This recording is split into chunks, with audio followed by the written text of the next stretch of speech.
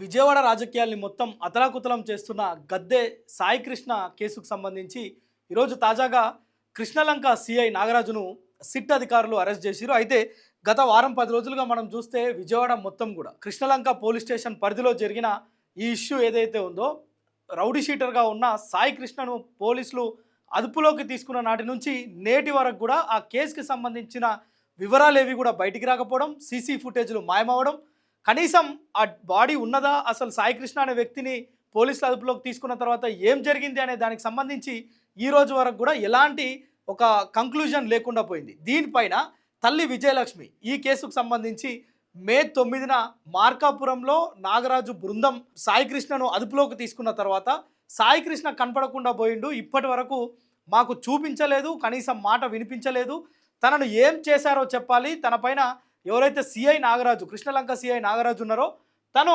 నా కొడుకును చంపేసిండ్రు అని చెప్పి తల్లి విజయలక్ష్మి పెద్ద ఎత్తున ఆరోపణలు చేసిన నేపథ్యంలో దీన్ని రాజకీయ రంగు పులుపుకుంటున్న తర్వాత ఒక్కొక్క విషయం బయటకు వస్తూ ఉంది. ప్రస్తుతం ఈరోజు సిట్ అధికారులు ఏదైతే ఆ రాష్ట్ర ప్రభుత్వం కూటమి ప్రభుత్వం అక్కడ ఒక సిట్ని ఏర్పాటు చేసింది ఈ కేసుకు సంబంధించి.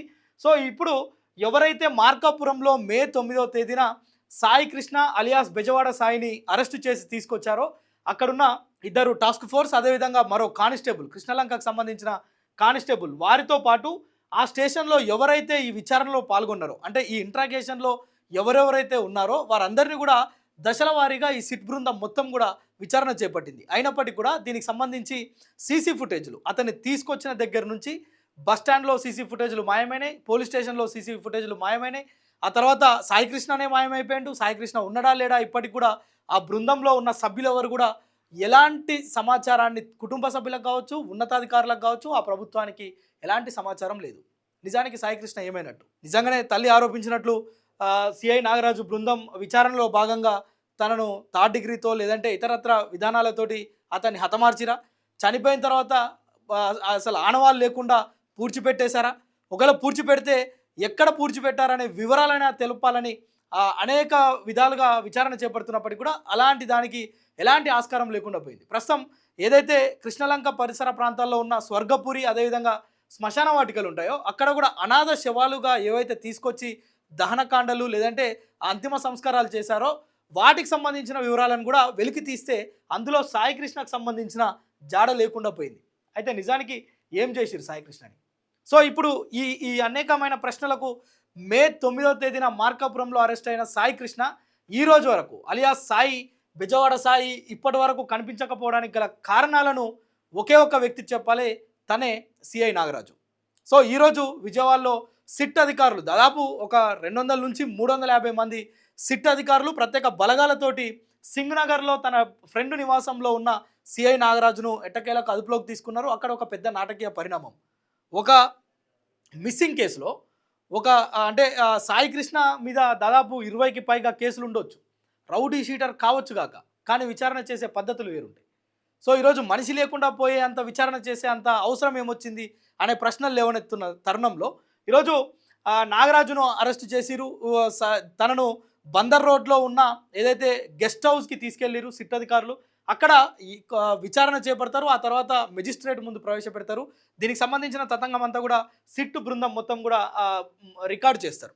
సో అయితే ఈ క్రమంలో ఎవరైతే సిఐ నాగరాజు ఉన్నారో తనకు సంబంధించిన కొందరు అనుచరులు కావచ్చు, తనను ఇష్టపడే వ్యక్తులు కావచ్చు, తన అనుచరులు ఎవరైనా కావచ్చు, పెద్ద ఎత్తున తనను కాపాడాలంటూ అంటే విచారణకు తీసుకువెళ్తున్న తరుణంలో సిట్ అధికారులకు అడ్డుపడడం, తనను విచారణ పేరుతోటి వేధించొద్దు, సిఐ నాగరాజు మంచివాడు, సేవ్ సిఐ నాగరాజు అంటూ నినాదాలు చేయడం నిజంగా కూడా కొంతకు ఒక ప్రత్యేకమైన చర్చకు దారితీసింది. ఎందుకు ఒక కేసులో ఉన్న ముద్దాయిగా అంటే ప్రస్తుతం ఇప్పుడు ఆయన మనము తన తల్లి ఆరోపించినట్లుగా తన కుమారుణ్ణి సాయి కృష్ణను చంపినట్లుగా ఆమె ఆరోపిస్తుంది. ఈ ఆరోపణల నేపథ్యంలోనే సిఐ నాగరాజును అరెస్ట్ చేసిరు. సో అరెస్ట్ చేసిన సిఐ నాగరాజు కోసం చాలామంది ప్లకార్డులు పట్టుకొని అప్పటికప్పుడు ఒక పెద్ద గందరగోళమైన పరిస్థితి సృష్టించడం అనేది ఒక ప్రత్యేక ఒక చర్చకు దారితీసింది. అంటే ఎందుకు సిఐ నాగరాజును వీరి పోలీస్ సిట్ అధికారులు ఏమైనా చేస్తారనే అనుమానాల, అంటే లేదంటే సాయి కుమార్ను చేసినట్లు కనిపించకుండా చేస్తారనే ఏమన్నా అనుమానాలు వ్యక్తం చేస్తున్నారా, తనకు భద్రత కల్పించాలని కోరుతున్నారు?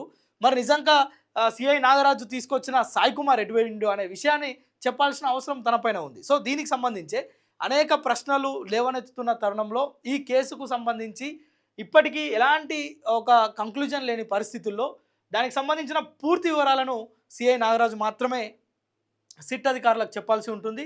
సో ఈరోజు నోరు తెరుస్తాడా, లేదంటే ఇంకా ఇంకా ఏమైనా దీనికి సంబంధించి విచారణలో భాగంగా ఏమైనా కొత్త విషయాలు బయటకు వస్తాయా? దాదాపు గత మాసం 9వ తేదీ నుంచి ఈరోజు సరిగ్గా దాదాపు ఈరోజు 22వ తేదీ ఈ రోజు వరకు కూడా ఎలాంటి విషయం బయటికి రాకుండా చేశారంటే, ఇందులో అంటే ఎలాంటి పాత్రలు, ఎవరెవరి పాత్ర ఉంది దీంట్లో, అసలు ఎందుకు సాయికృష్ణను కనిపించకుండా చేశారు అనే అంశాలపైన ఒక విచారణలో ఎలాంటి వివరాలు బయటికి వెల్లడిస్తాడు నాగరాజు అనేది ప్రతి ఒక్కరు కూడా, బెజవాడతో పాటు ఆంధ్ర ప్రజలందరూ కూడా ఆసక్తిగా ఎదురు చూస్తున్న పరిస్థితి ఉంది. అయితే దీనిపైన రాజకీయ రంగు ఇప్పటికే పులుముకుంది సాయికృష్ణ వివాదం.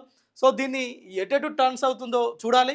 మొత్తానికి ఈరోజు మెజిస్ట్రేట్ ముందుకు తీసుకువెళ్లే లోపు ఏమైనా కీలక అంశాలు ఏమైనా వెల్లడిస్తాడా అనేది ఈరోజు సర్వత్రా ఉత్కంఠ నెలకొన్న పరిస్థితితో ఉంది. నిజానికి ఈ కేసు అంటే ఈ కేసు బయటికి వచ్చిన దగ్గర నుంచి తల్లి ఏదైతే సంచలనమైన ఆరోపణలు చేసిందో విజయలక్ష్మి, ఆ రోజు నుంచి ఈ రోజు వరకు కూడా బెజవాడ మొత్తం కూడా రగులుతుంది.